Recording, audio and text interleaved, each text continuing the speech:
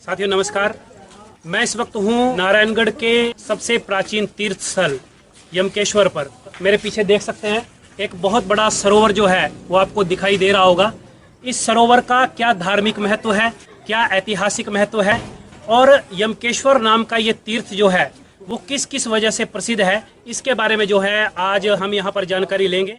ये पवित्र यमकेश्वर तीर्थ है।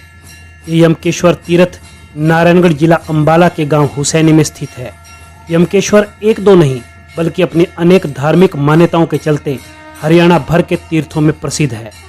इस तीर्थ की प्रसिद्धि का कारण यहाँ का प्राचीनतम यमकेश्वर सरोवर, अंबाला जिले का प्राचीन मर्यादा पुरुषोत्तम भगवान श्री राम का मंदिर, लड्डू गोपाल का मंदिर, भगवान बजरंग बली का मंदिर, सिद्ध बाबा दूधाधारी की समाधि, महादेव शंकर के मंदिर के साथ साथ शक्ति स्वरूपा माता वैष्णो का मंदिर, माता गंगा के अवतरण का साक्षात दृश्य और देवशिल्पी भगवान विश्वकर्मा का मंदिर है। अर्थात यह हरियाणा का एक ऐसा महान तीर्थ है जहां पर बहुत से देवी देवताओं की कृपा और आशीर्वाद के चिन्ह साक्षात मौजूद हैं। मुख्यतः यमकेश्वर तीर्थ की पहचान यमकेश्वर सरोवर से है। इस सरोवर के नामकरण की कई किंवदंतियां और लोक कथाएं प्रचलित हैं। यमकेश्वर तीर्थ का नाम भगवान विष्णु के छठे अवतार भगवान परशुराम के पिता जमदग्नि के साथ जुड़ा हुआ है। ऐसा बताया जाता है कि यमकेश्वर तीर्थ ऋषि जमदग्नि की तपोभूमि रही है और ऋषि जमदग्नि के अग्र नाम यानी अगले नाम के हिस्से जम का ही कालांतर में नाम यम हुआ और यम से ये सरोवर यमकेश्वर के नाम से विख्यात हो गया। एक अन्य लोक कथा में इस सरोवर की खुदाई भगवान कृष्ण की प्रेरणा से पांडवों द्वारा कराई गई बताते हैं, तो एक दूसरी कहानी में इसी सरोवर को यक्ष युधिष्ठिर संवाद के साथ स्मरण करते और कराते हैं।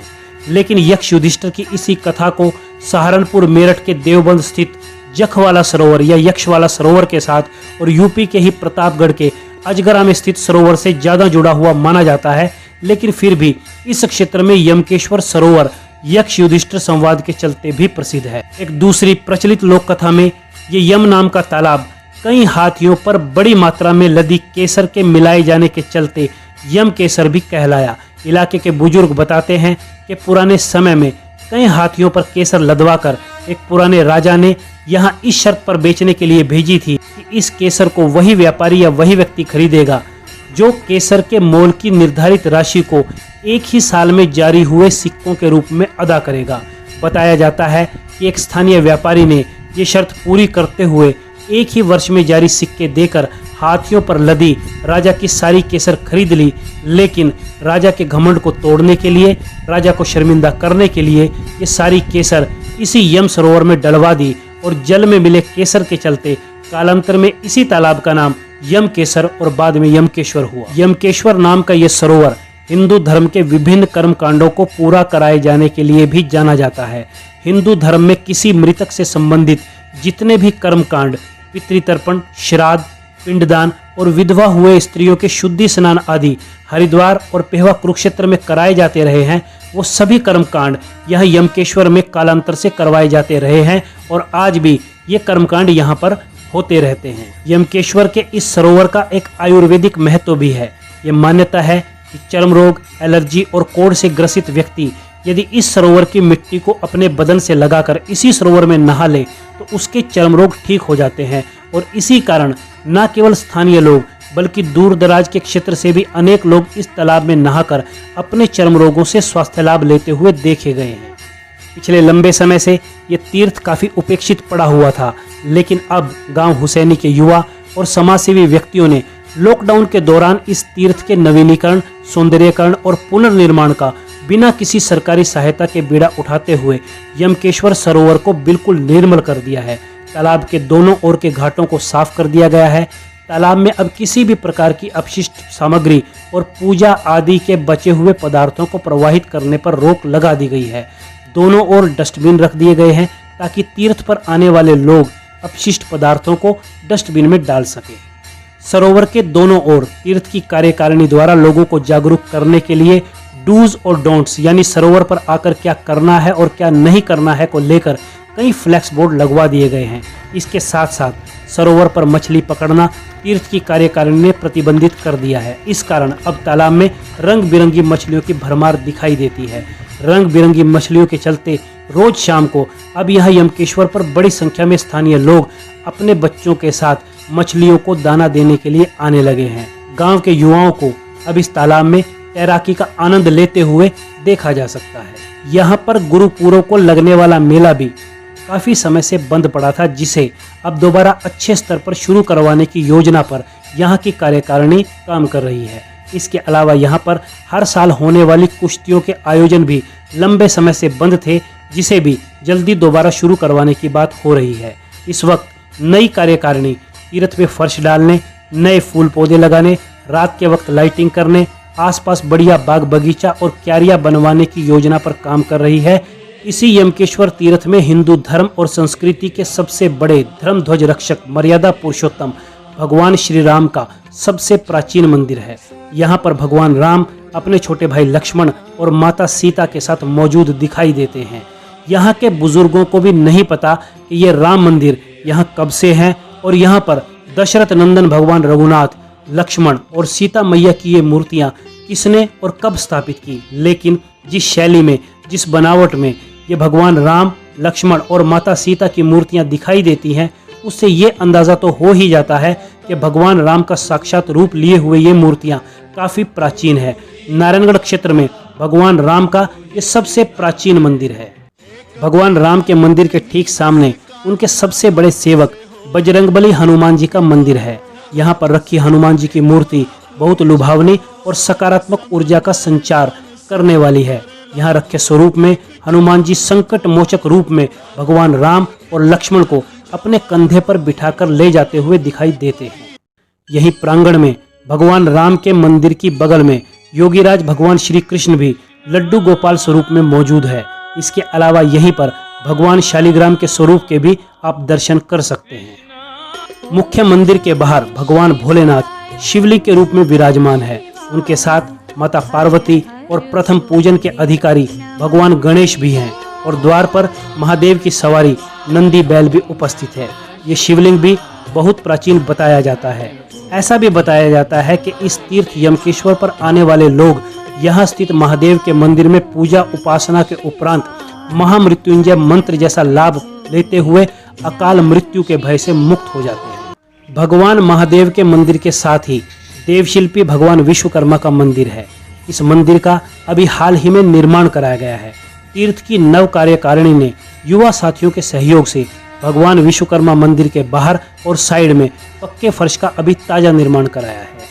तीर्थ पर मौजूद बाबा दूधाधारी की समाधि इस क्षेत्र के लोगों के लिए सबसे ज्यादा धार्मिक महत्व और धार्मिक श्रद्धा की जगह है। बाबा दूधाधारी इस तीर्थ स्थल के पहले महंत बताए गए हैं, लेकिन बाबा दूधाधारी कौन थे, कब आए थे, किसने देखे थे, इसके बारे में किसी के पास, यहाँ तक कि हुसैनी गांव के बुजुर्गों के पास भी कोई सही जानकारी नहीं है। लेकिन इन सब ने बाबा दूधाधारी के चमत्कारों को देखने और महसूस करने की बात एक स्वर में जरूर कही है। गांव के बुजुर्ग बताते हैं कि अपनी मनोकामना लेकर जो भी भक्त दूध और पेड़ों के प्रसाद के साथ यहाँ माथा टेकता है, उसकी मनोकामना जरूर पूरी होती है। नौकरी, बिजनेस, खेतीबाड़ी और शादी आदि से संबंधित समस्याओं के दूर होने की कई अविश्वसनीय प्रतीत होने वाली कहानियाँ यहाँ के बुजुर्गों और नौजवानों ने हमें सुनाई है। यहाँ तक कि पशुओं के खोने से लेकर उनके दूध न देने की समस्याओं के समाधान के लिए दूर दूर के गाँव के यहाँ किसान और जमींदार बाबा दूधाधारी की समाधि पर दूध और पेड़े का प्रसाद लगाने के लिए आते हैं और मनोकामना पूरी होने पर दोबारा फिर आते देखे गए। बाबा दूधाधारी के साथ ही यहाँ पर बाबा धर्मदास और एक और बाबा की समाधि है। तीनों समाधियों पर एक साथ माथा टेका जाता है। बाबा दूधाधारी की समाधि के बारे में जानकारी देते हुए हमें गांव के बुजुर्ग ने बताया, बाबा दूधाधारी का तो ऐसा है, जिनका तो बहुत पुराना इतिहास है।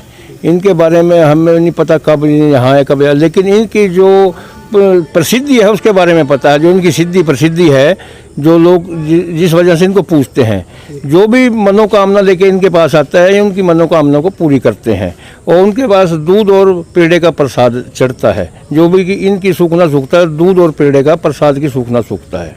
पशुओं के बारे में भी हमें पता चला कि अगर पशु को कोई बीमारी हो, हाँ हाँ, जी, पशु को कोई बीमारी हो, जैसे पशु हमारे जिम्मेदार हैं, पशु कई बार टकरा जाते हैं, मिलते नहीं। जी। हम यहाँ पर 2 आटे का पेड़ा और एक गडवी पानी के रख देते हैं, बाबा जी को अरदास करते हैं, बाबा जी हमारी गाय या भैंस नहीं मिलती, इस पानी को और पेड़े को पड़ देना।